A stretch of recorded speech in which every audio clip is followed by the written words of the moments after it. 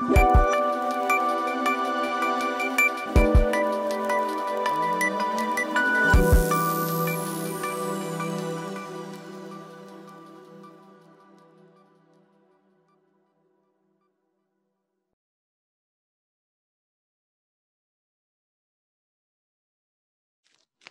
you, Lillian, and good afternoon, everyone from Western Australia. Thank you for joining us for the last session. So I co-lead the MWA EoR project with Rachel Webster, and I'll just be giving an update on the work that has been done in the project, particularly in the last 6 months.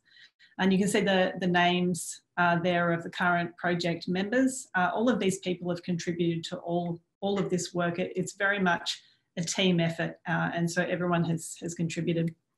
So we're moving to lower radio frequencies than what we've just seen with ASCAP. For those who are unfamiliar with the MWA, it's a dipole array. You can see an image there of one of the central parts of the MWA late in the afternoon. It's on the same site as ASCAP at the Murchison Radio Astronomy Observatory. It's made of these dual polarization dipoles on the ground that are sensitive to radio waves between 80 and 300 megahertz. So from the point of view of the 21 centimetre line, that gives us access to anything from about Redshift 4 up to about Redshift 17. However, we primarily concentrate on Redshift 6 to 10, which is the epoch of reionization.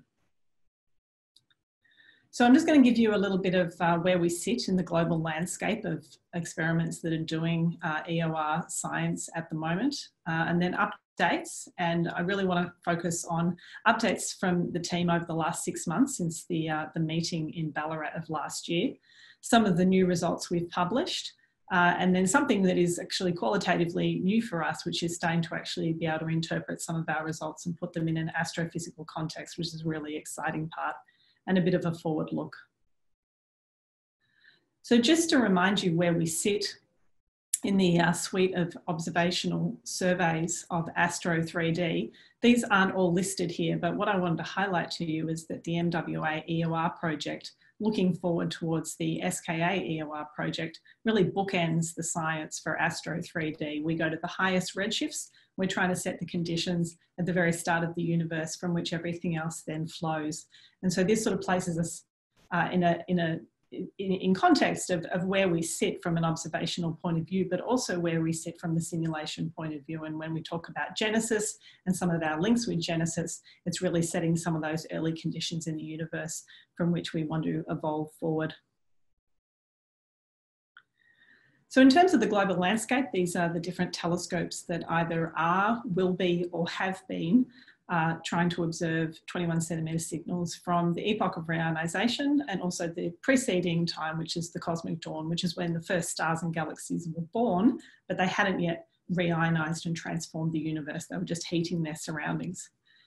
But although there are these 9 different experiments, they all have different statuses, and the 2 red ones there are ones that are no longer operational for varying reasons. The orange ones are either observing in a different frequency range to the MWA or are not yet operational. And it's really LIDAR, the MWA, and LOFAR that are doing most of the experimental work in this field at the moment. LIDAR works in the cosmic dawn. It's looking at lower radio frequencies, and so it's looking for a different signal. But the MWA and LOFAR in the Netherlands are the 2 telescopes that are doing most of the work and publishing most of the results at the moment. But we look forward to more results from Hera, and then in future, we'll transition also to the SKA. So this experiment has a lot of different challenges to actually detecting the signal that we're looking for. And you can put those challenges into 3 buckets. One of them is everything in the sky that's not the 21 centimetre signal from the EoR. There's contamination for us that we need to deal with. It's the instrument itself and what the instrument does to our data. And then it's the methods and the algorithms that we use to actually analyse the data, extract information, and know what we've extracted. So understanding what those methods are doing. So before I get to that, just to also remind you that from the point of view of LOFAR, earlier this year, they published some results at Redshift 9.1. This will become important again later on when I talk about results, but LOFAR is also publishing results, as I mentioned. But I'm going to talk about the work that the team's been doing on these 3 different buckets of challenges that we need to actually get to the detection that we're interested in looking at. So we start talking about the sky and some of the other components of the sky other than the EoR signal. We can start with very large scales. This is the diffuse emission mostly from our galaxy, but also some other relatively local structures to us. Typically, we don't have very good constraints on what this very large scale structure on the sky looks like, but some of this is on the scales that we're interested in for the EoR. And because it's so bright in our sky, we need to be able to deal with it, because otherwise it remains as contamination in our data set. Typically, our telescopes are not sensitive to these very, very large scales, but this information can actually be extracted by using different techniques and different observational, different ways of actually observing the sky so that we can extract the larger scale data. So this is work by Mike Creel, he's a PhD student here at Curtin. He's using a technique called M-mode analysis, where we observe the sky over 24 hours. And in doing that, we can extract the very, very large scales in a spherical harmonic basis. And you can see some earlier results here. He actually has better results already this week, but this will help us to build the very large scale diffuse sky model that we need, both for instrument calibration, but also to be able to extract that information from our data and leave what's left over. If we go to the other end of the scale now, and look at the smaller scales. These are point sources in the sky for the MWA, they're point sources, these are radio galaxies. And we've been doing a survey to get much more high resolution information about these particular sources within our observing fields, because we use these to calibrate our data, but we then also need to subtract them out.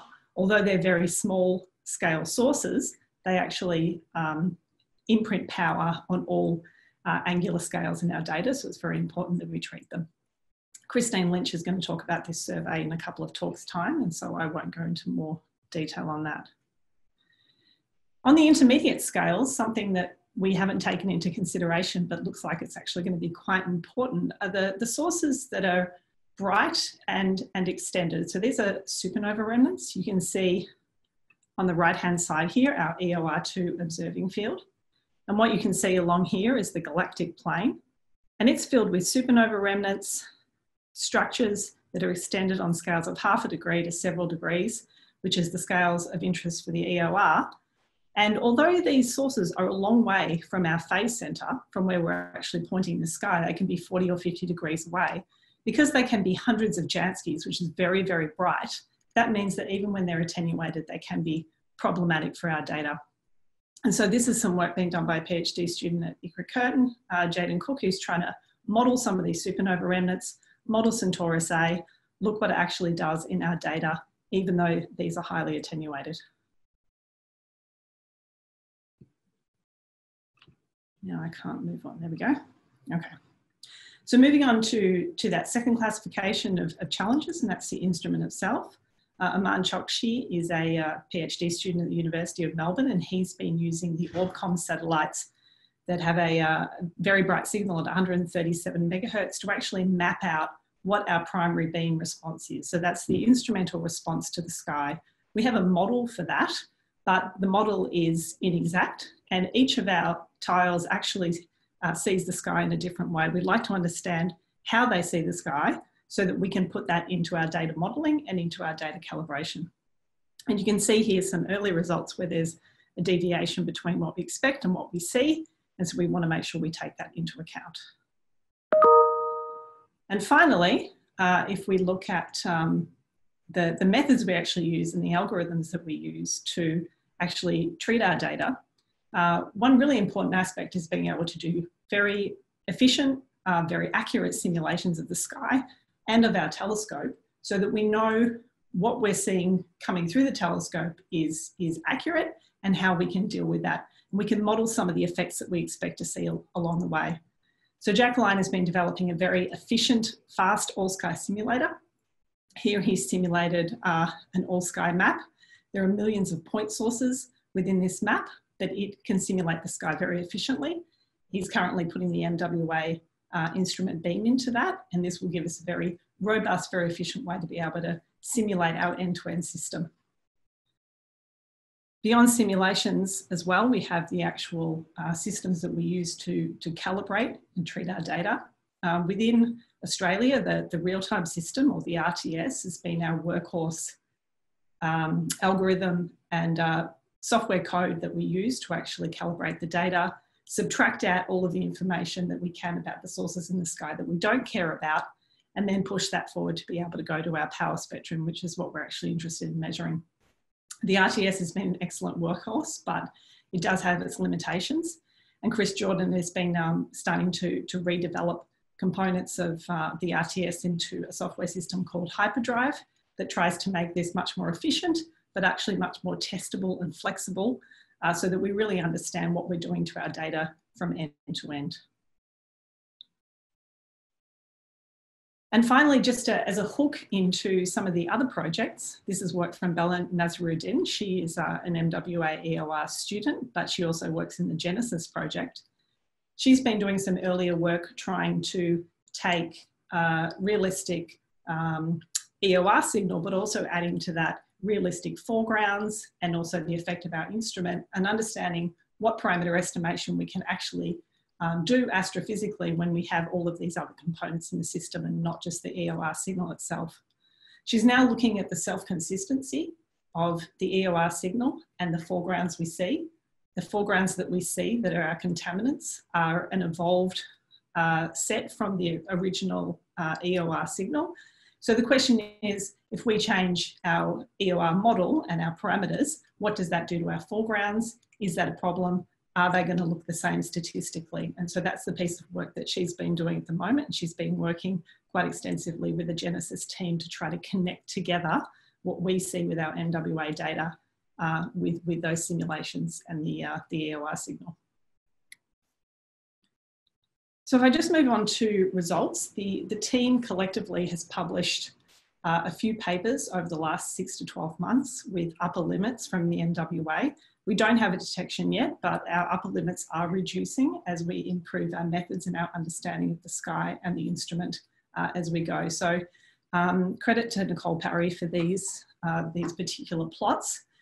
So what she's showing here is the state of the field a few months ago with the publication of the different upper limits. And so the x-axis here is angular scale with large scales on the left and small scales on the right-hand side. And what we're plotting here is the power of that 21 centimetre brightness temperature in millikelvin squared. The different colours are different redshifts, and these are the upper limits from different experiments at different redshifts. So the ones here that are darker and lower redshift are typically from the MWA, and some of the other points that you can see here are from LOFAR and from paper, and they're at a different redshift. So this really is a three-dimensional space that we're looking at here to really understand this signal. These round points that you can see here are all the ones that Nicole published late last year from a reanalysis of 2013 data, and we have since been able to add to that. So earlier this year, at a similar time, actually within 2 weeks of LOFAR publishing their result at Redshift 9.1, the team published these results from Redshift 6.5 to 8.7. This used the largest set of EoR data from any experiment ever. This was 4 years of MWA data over 3 of our observing fields and multiple redshifts, thanks to Liam. The deepest limit that we have here is from 110 hours of data, but in total it was 700 hours of data that we put through the system. In the end, we made power spectra out of about 300 hours of data at different redshifts and at different fields. And as I said there, the deepest limit is from 110 hours of data, which is comparable to what LOFAR has also published. And these results here, although they're at a different redshift, are quite comparable to LOFAR's, but they're also complementary because they are at that lower redshift. So this means that the MWA and LOFAR are really working together in different spaces, but adding information at a similar rate, which is useful to have that large scale view of what this signal actually looks like. So if we look at that in terms of plots, this is the same plot that we had before, but we now have these little stars on them. This is another MWA publication from late last year from our collaborators at Brown University in the United States. And then if we add the new results from our paper on, these are now the LOFAR results we've added on. You can see that they're at a higher redshift, but they're also comparable in terms of scale. And then if we add our latest results on, then we add all of these extra points here. And so this plot's now extremely messy, but that's a good thing because that means that we're probing redshift space, we're probing angular space. And the really exciting part of this, which is something we haven't been able to talk about before, is not this, because this is, this is showing where we are compared to where we think we need to be for a fiducial signal. You can see that we're still a couple of orders of magnitude away, but nonetheless, we are actually moving down. As a reference point, 3 or 4 years ago when we published papers, we were up here at 10 to the 5 millikelvin squared. We're now approaching 10 to the 3 millikelvin squared. So we are moving in the right direction towards the signal. But what I did want to say was exciting is that we have more results coming out. And this is great work from Masa Rahimi from the University of Melbourne. She's a PhD student. She's been working with another one of our EoR fields and applying different data cut metrics to be able to improve the results. And she's seeing some very good improvement by being able to identify some very low scale radio frequency interference that are in our data and excising those bad observations. So we're hoping to improve the results even further. And there's also work done at the University of Melbourne at a much higher redshift. So this is now the cosmic dawn signal at redshift 15 to 17. This is at a similar frequency as to where the EDGES experiment reported a detection of the global signal of the EoR. And the MWA is actually sensitive to this as well. And so there's work going on to try to see if we can improve the limits at very high redshift as well and have that very large redshift range. So finally, the new part, and Brad Gregg is going to talk about this in the next talk, is astrophysical interpretation. So we don't actually need a detection of the signal to be able to start saying something about the astrophysics in the early universe. And so this is very exciting because LOFAR and the MWA are now getting to the point where we can start doing some astrophysical interpretation, and this will only get better and better as we get new and more results. I'll let Brad talk about that next. And I would say that LOFAR have been doing very similar type work with their results.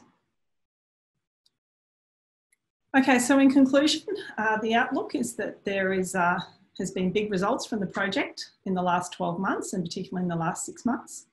There's large effort on all fronts to push forward under the constraints of the current MWA system.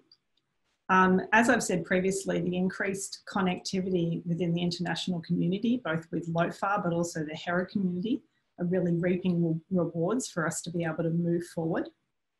And the slightly more provocative point that I've put at the end here is that although we're working very hard with our current system, making that qualitative step change towards a detection, those 2 more orders of magnitude, it's very likely to not be possible with our current MWA system, and that we will actually need a new backend. And so this is an improvement to the signal change such that we have a much flatter, much smoother bandpass, that we know that that is causing us a lot of our problems. And there is hope that we can still move forward with the current system, but certainly with a new backend, we think that we'll be able to actually do a lot better. And happily, that new backend is actually in the planning now. And so stay tuned for new MWA results. Thank you. Well, that was really interesting. Thanks, Kath. We've got time for maybe one question. It looks like we've got one. This is from Sam Vaughan, who asks, what are the other plans to directly combine the LOFAR and MWA data together to get better constraints?